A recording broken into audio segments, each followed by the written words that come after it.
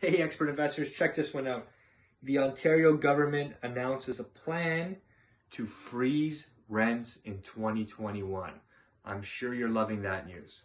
Let's talk about it a little bit. So, if you remember, back when the lockdown happened, there was a moratorium, a freeze on all landlord tenant board orders, which meant you could not evict your tenant for non-payment of rent or a number of other things because of the freeze on evictions. So that moratorium or that freeze was lifted just a few weeks ago. So things are sort of back on track at the landlord and tenant board, and all the orders are starting to come out, and hearings are starting to be filed. But 2 days ago, the Ford government came out and says they're bringing forward a plan to freeze rents in 2021, so there are no rent increases for next year on most units. So most units is going to mean all units currently subject to rent control. Any units built after November 2018 are not subject to rent control.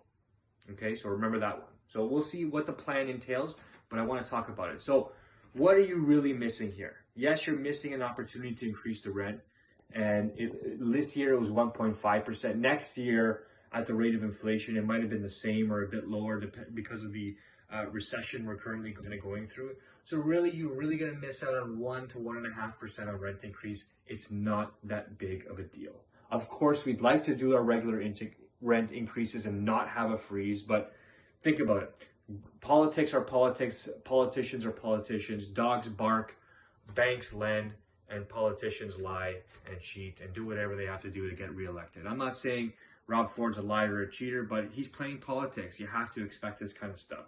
In reality, what are you really losing as a landlord? A 1 to 1.5% increase. Is it fair? Debatable.